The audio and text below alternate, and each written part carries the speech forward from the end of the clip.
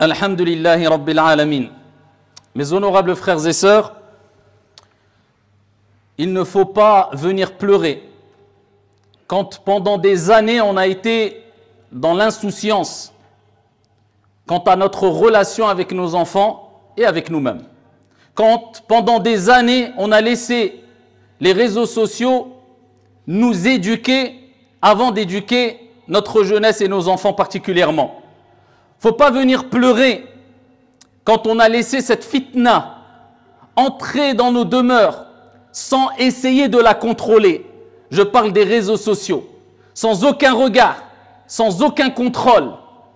On a laissé ces réseaux sociaux nous éduquer en pensant que c'était un bien. Et certes, dans les réseaux sociaux, sur Internet, il y a du bien. Mais le mal est destructeur. Il ne faudra pas venir pleurer. Il ne faut pas venir pleurer. Quand pendant des années, on a donné le mauvais exemple à nos enfants. Quand nos enfants essayaient de nous interpeller la mère et le père, eh bien non, les parents eux-mêmes, je ne parle même pas des enfants, et après on en parlera des plus jeunes, eux-mêmes étaient préoccupés à regarder je ne sais qui pour ne pas citer de nom, en train de vivre sa soi-disant best life, belle vie, la meilleure des vies, tout simplement parce que elle dévoile sa vie ou il dévoile sa vie toute la journée parce que la curiosité est un vilain défaut, la mauvaise curiosité. Et beaucoup ont compris que ça marchait, de jouer sur la curiosité des gens pour essayer d'attirer, avoir le maximum de personnes qui les suivent sur les réseaux sociaux. Ensuite, vous connaissez la procédure, vous connaissez le reste et la suite. Eh bien, en plus, ensuite, faire des placements de produits et gagner sa vie sur le dos des gens, sur le dos des curieux, sur le dos des gens qui ont une curiosité déplacée. Eh bien, il ne faut pas s'étonner. Il ne faut pas venir pleurer quand tu as montré cet exemple à tes enfants. Le fait d'être sur les réseaux sociaux en train de suivre des gens qui dévoilent leur vie toute la journée. Un tel va faire ses courses au centre commercial.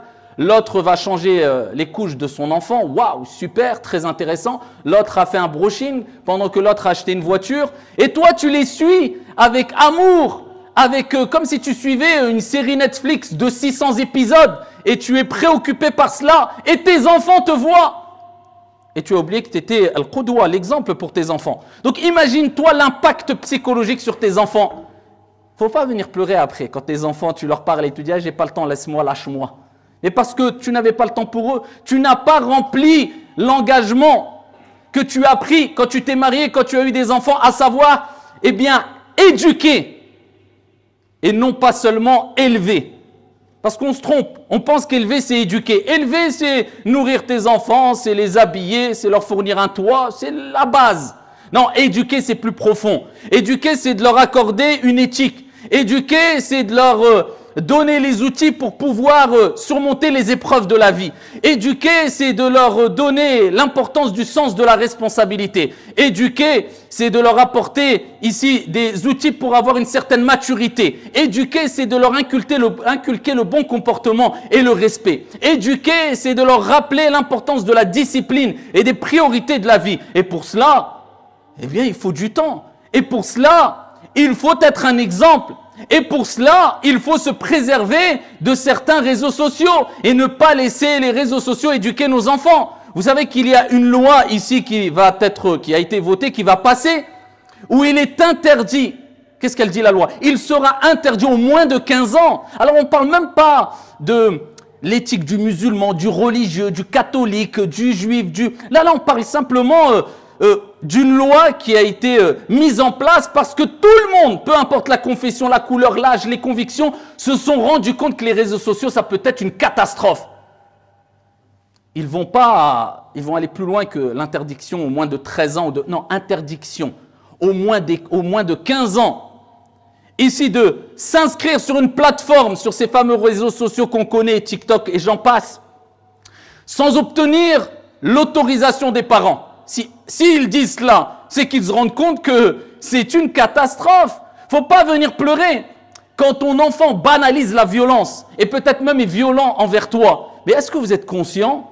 Est-ce qu'on est conscient, billahi alaykoum, de l'impact de toute la violence et tout le fasad et tout le mal que nos enfants et que nous-mêmes ingurgitons, avalons tous les jours pendant des heures? Vous savez qu'il y avait une époque, et je dis pas, j'ai pas 70 ans ou 80 ans, on a la quarantaine, mais on sait très bien qu'il y a juste 15 ans en arrière, eh bien, pour voir un acte de violence, fallait le voir entre guillemets physiquement. Fallait que tu le vois, que tu sois là. Pour voir quelque chose de choquant, quelque chose de traumatisant, fallait le vivre. Sinon, tu ne le voyais pas. Ah si, dans les films. Mais les films sont devenus une réalité aujourd'hui. Voilà pourquoi. Parce que les réseaux sociaux ont banalisé la violence et le mal. Parce que les réseaux sociaux ont fait un travail immense et continuent de le faire.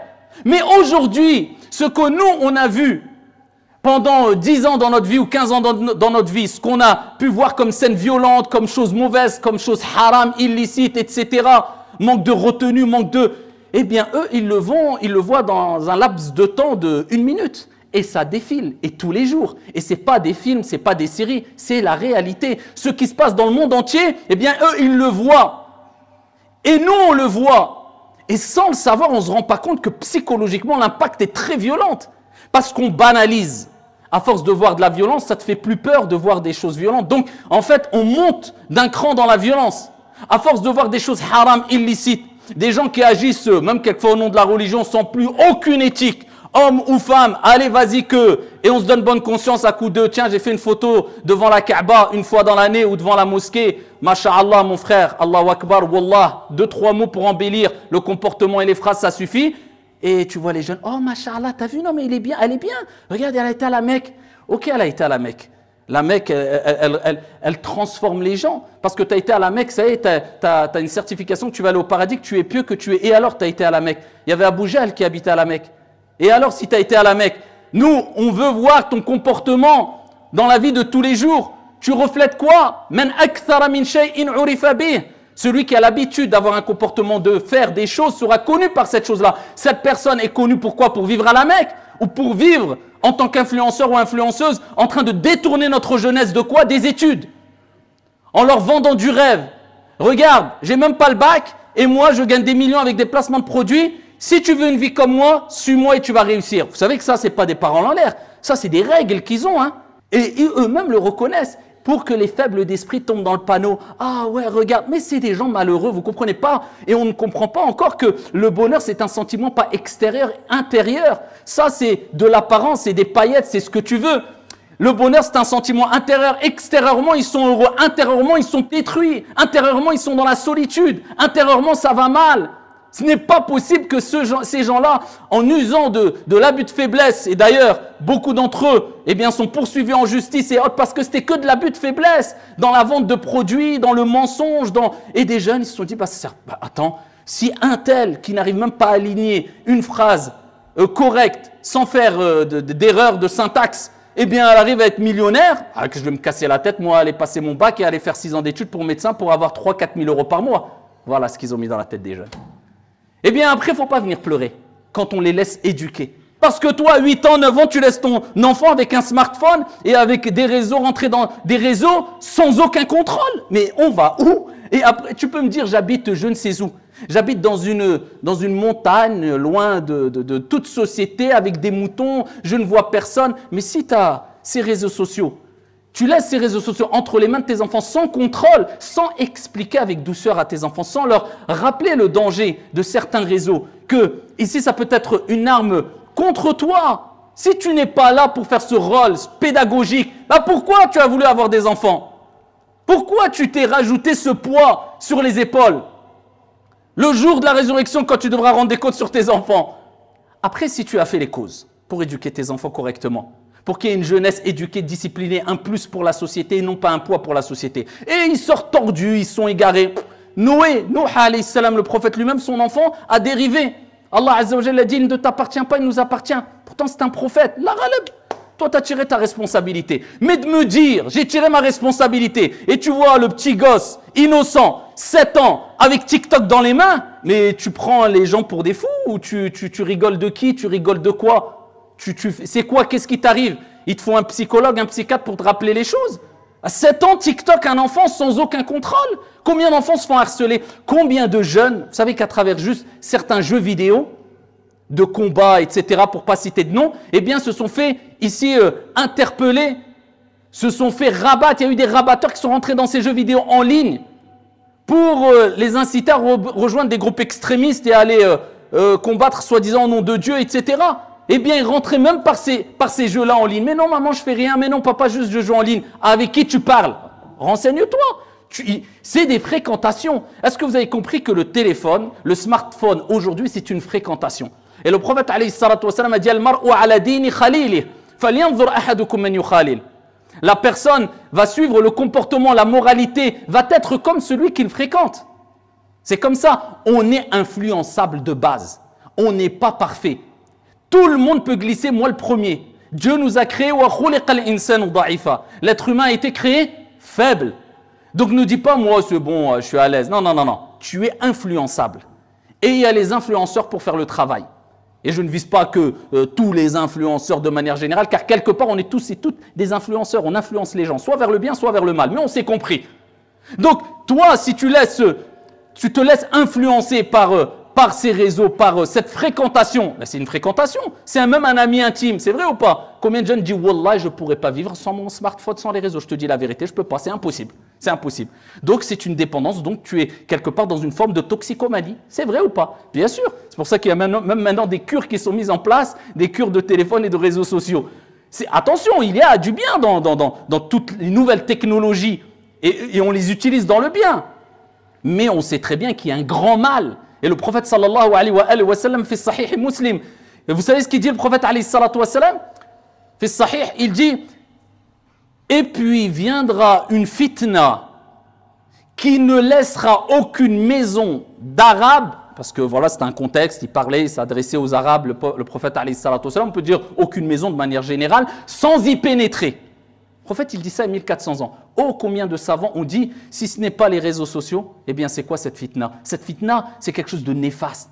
C'est un terme péjoratif, c'est une chose mauvaise, nuisible, et qui pénétrera toutes les maisons. Une époque, on disait aux enfants, ne sors pas, reste à la maison. Aujourd'hui, les parents supplient les enfants de sortir et d'aller jouer au ballon. Comme nous, on le faisait jusqu'à 17-18 ans, avec cette innocence qui peut-être ne connaîtront plus nos enfants, en tout cas une partie de notre jeunesse. Le degré de violence a augmenté, le degré d'insolence a augmenté. Je me rappelle, à notre âge, quand on était un peu plus jeune, voir des jeunes dire « Oh, lâche-moi » à ses parents, on était choqués, on était étonnés, on en riait même, on disait « Oh, la honte, regarde ce qu'il a dit ». Mais maintenant, c'est chez nous. C'est-à-dire que c'est devenu banal. Dans nos générations, eh bien, on vit cela avec nos enfants. Les enfants qui lâche-moi, tu sais pas ce que je vis. Moi, en tout cas, quand j'ai 18 ans, moi, je fais ma vie. Mais quand l'enfant dit ça, mais laisse-le affronter la vie, tu verras s'il ne revient pas en courant, en t'embrassant les pieds, en disant « En fin de compte, tu m'as préservé, protégé pendant 18 ans, je n'avais pas ouvert les yeux. » C'est quoi cette mentalité qu'on retrouve maintenant? Cette volonté de se rebeller même contre les parents et contre la société.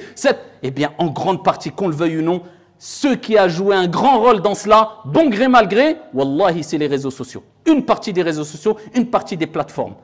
C'est pour cela que je vous mets en garde et je mets en garde ma propre personne. Ne rêvez pas, si vous pensez pouvoir éduquer et si vous pensez pouvoir faire un travail de fond, alors qu'à côté, détruire c'est plus dur, plus difficile que construire. Tu peux parler et éduquer pendant 6 mois, mais détruire, wallah, il suffit d'une mauvaise fréquentation pendant 5 minutes et la vie de la personne, eh ben voilà, elle a basculé, elle a vrillé.